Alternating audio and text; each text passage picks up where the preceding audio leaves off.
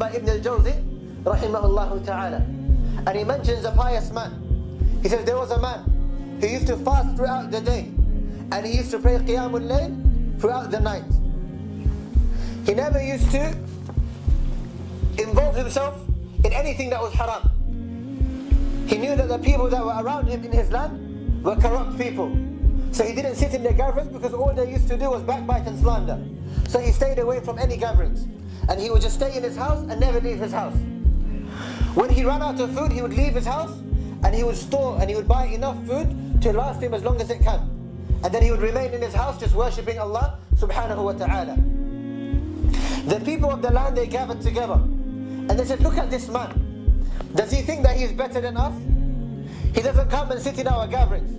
He doesn't walk around or talk to us. We just see him and he looks down on the floor and he goes to the shop and he goes back to his house.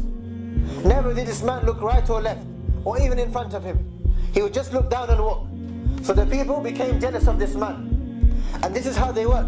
Shaitan doesn't just attack you by himself, but Shaitan has people that he has, and he inspires his haram into them and he commands them to attack the believers. So this is what they did. So what they did was they looked around the land until they found the most beautiful woman in that land. And she was a young woman. And she was a chaste woman. And they approached her. And they said, we want you to seduce that man.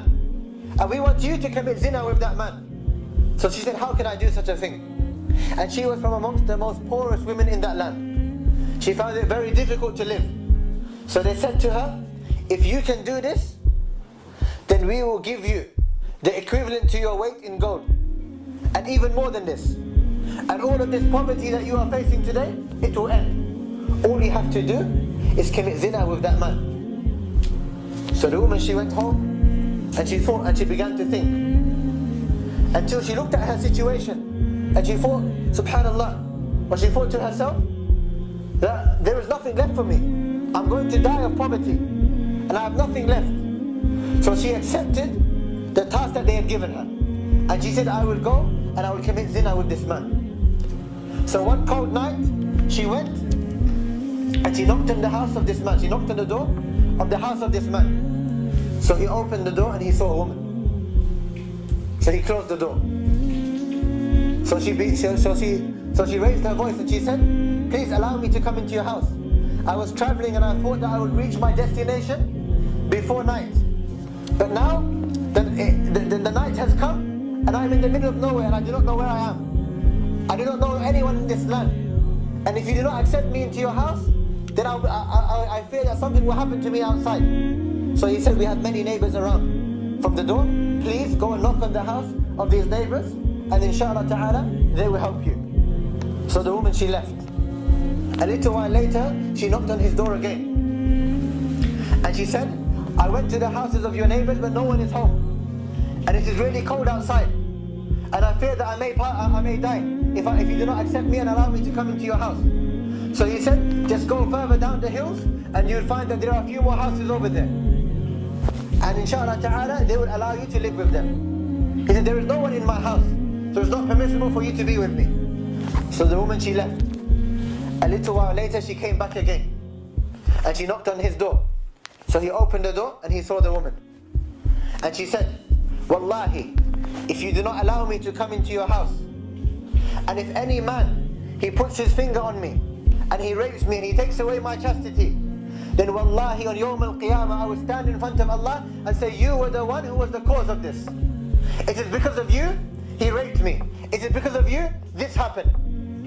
And I will blame it on you. And when he heard the name of Allah subhanahu wa ta'ala, he became really scared.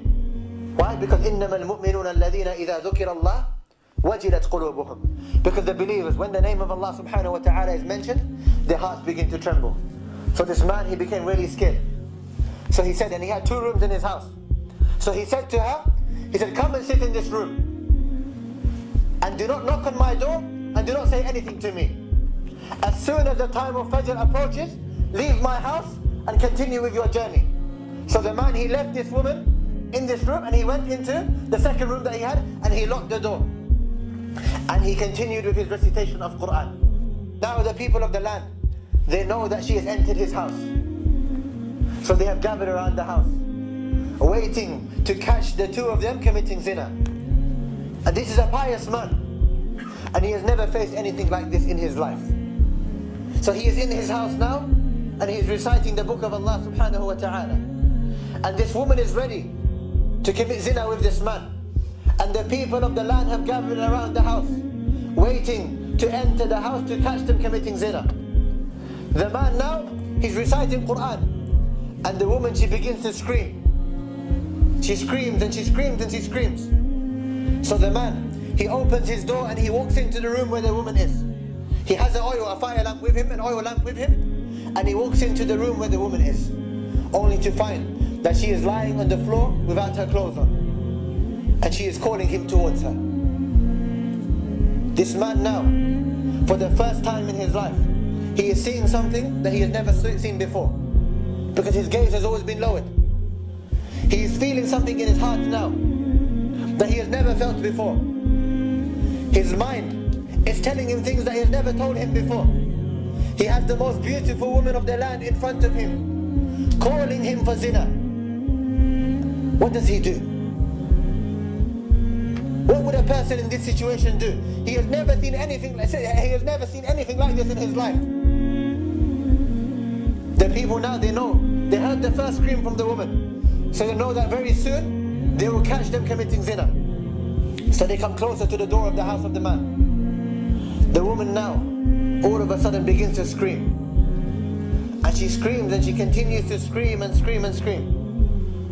The people of the land, they break down the door of this man, the door of the house of this man. And they enter to find that the woman is on the floor, and the man is also on the floor. But the woman is in one side of the room, and the man is in the other side of the room. And the woman continues to scream, and she continues to scream. They look at the man, and he is crying in the corner of the room. And his hand is in the fire of the lamp that he has. And he is crying and he is crying. And the woman is screaming. So they take the woman out of the house. And she says, "Take me away from this man, because wallahi, the iman of this man is killing me. I see something in front of me that I cannot describe. And this has done something to my heart and my mind. The iman of this man is killing me, so take me away." And the man is crying in the corner. Because every single time the man, he took a step towards the woman, he put his hand in the fire that he had. And he said, "Remember, the fire of Jahannam is hotter than the fire of this dunya." Until he would fall to the floor. And then, when he was able to stand up again, he would stand up again and take a step towards the woman. And when he took a step towards the woman again, he would put his hand back in the fire and say, "Remember, the fire of Jahannam is more severe than the fire of this dunya." And he kept on doing this until his hand was left inside the fire. And the woman began to scream and she was taken away.